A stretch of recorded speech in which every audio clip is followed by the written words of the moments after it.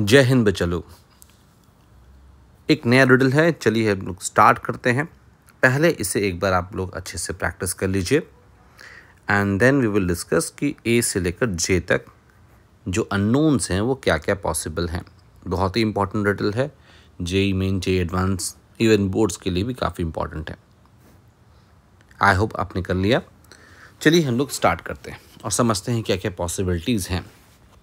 तो जब आप देखते हो यहाँ पर बेंजीन, और बेंजीन पर अगर आप रिएक्ट कराते हो और कोई भी आपका प्रोपाइल हैलाइड है, मतलब चाहे वो आइसोप्रोपाइल हैलाइड हो या फिर एन प्रोपाइल हैलाइड हो, AlCl3 है, तो आपको पता है कि फिर फिडलक्राफ्ट अल्काइलेशन रिएक्शन होगा।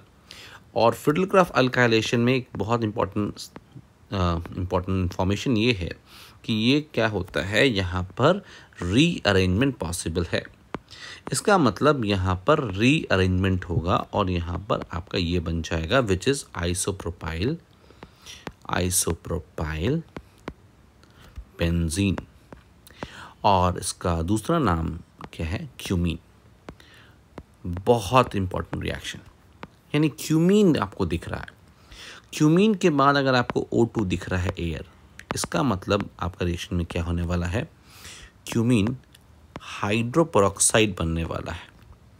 यानी वहाँ पर क्या होगा, जो CH दिख रहा था बेंजाइलिक पोजीशन पर, उस जगह पर OOH आ जाएगा। यानी हाइड्रोपेरोक्साइड, मतलब यहाँ पे पेरोक्सी लिंकेज आ गया। जब आप इसको वाटर में डालते हैं तो यहाँ पर रिएक्शन में क्या बनता है, दो प्रोडक्ट बनता है, कमर्शियली वेरी वेरी इंपॉर्टेंट।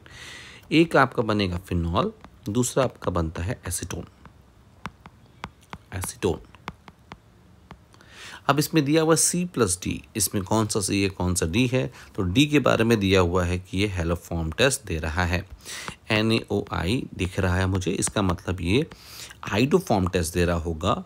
तो आइडोफॉर्म में क्या बन जाएगा, ये आएगा CH3 COO- प्लस CHI3, और CHI3 आपका येलो कलर का होता है, ठीक है। तो इसका मतलब ये आपका हो जाएगा G और ये आपका हो जाएगा F। क्लियर। अब यहाँ पर F और G दो चीज़ें हो गई। पहले हम लोग यहाँ पर देख लेते हैं। दिस इज़, अगर हमारा रिएक्शन ये हो रहा है, A आपका ये बना था और B आपका ये है, तो C और D हमें समझ में आ गया। D आपका ये है और C आपका ये है।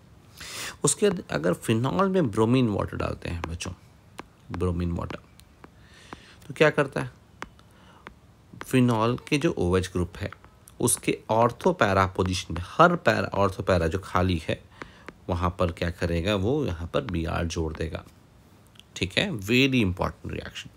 यहाँ पर ये आपका E बन जाएगा, यानी 2,4,6 ट्राइब्रोमोफिनॉल बन जाएगा which is a white compound, ठीक है।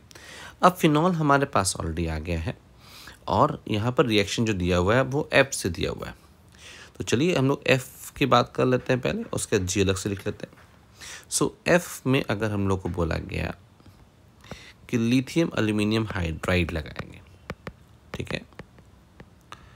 और सेकंड स्टेप में अगर आप यूज़ कर रहे हैं CH3Br, सो इसमें क्या हो जाएगा बच्चों, यहाँ पे आ जाएगा CH3 CH2O-,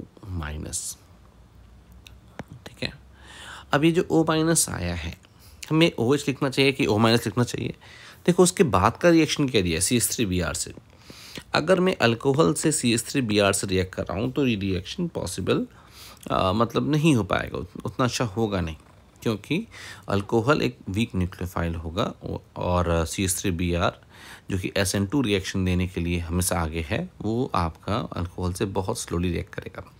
तो हम लोग जब हम लोग रिएक्ट कराते हैं RMgX से या फिर लिथियम एल्यूमिनियम हाइड्राइड से, तो सेकंड से वाटर होता है तब हम लोग H डालते हैं ना। यहाँ पर क्योंकि मुझे पता है रिएक्शन आगे बढ़ने वाला है, तो हमें अल्कोहल पे ना रोककर हमें अल्कोक्साइड पे रोकना है, यानी O- पे रोकना है। और जब ये आप देख रहे हो तो आपका नेक्स्ट रिएक्शन क्या हो जाएगा, CH3 CH2O CH3, ये आपका SN2 रिएक्शन है और यही आपका विलियमसन सिंथेसिस रिएक्शन है, ठीक है। तो ये आपका हो गया H। क्लियर। अब आइए G पर। अब जी पे दो रिएक्शन दिया हुआ है बच्चों। एक तो रिएक्शन दिया है कि Ag और आपने हीट कर दिया। हमें पता है पहले रिडल हम लोग देखे थे कि यहाँ पे क्या आ जाएगा, एसिटिलीन आ जाएगा और AgI आ जाएगा, तो ये आपका I हो जाएगा। और दूसरा रिएक्शन जो दिया हुआ है वो है फिनॉल के साथ में इन अल्कलाइन मीडियम। बच्चों फिनॉल अल्कलाइन मीडियम में CH3 अगर रिएक्ट कर रहा है तो हमारा प्रोडक्ट क्या बन जाएगा, हमारा प्रोडक्ट बन जाएगा, यहाँ पर बन जाएगा सैलिसल्डिहाइड CHO। इनफैक्ट यहाँ पर हमें एक बस करेक्शन ये करना है कि हमें Na लिखना है, Na लिखना है, Na आप लिख लीजिएगा, यहाँ पर Na आपका हो जाएगा। तब ये रिएक्शन काफ़ी ज़्यादा आगे बढ़ जाता है। इट इज़ बीन फाउंड कि पोटेशियम वाला पैरा वाला ज़्यादा बना सकता है, इसीलिए हम लोग इसको Na चेंज कर रहे हैं, just to make it very clear कि हम लोग NCERT के हिसाब से चल रहा है। तो दिस रिएक्शन जहाँ पे फिनॉल रिएक्ट्स विद CHI3 या CHX3 plus NaOH to give salicylaldehyde is called as Reimer Tiemann reaction. I hope आप इसको याद रखे हो। Now this completes the riddle. It's a very important riddle. बहुत बार ये IIT में ह्यूमिन हाइड्रोपेरोक्साइड पर रिएक्शंस आए हुए हैं, तो एक बहुत ही इंपॉर्टेंट रिडल है ये। I hope it is clear. Okay.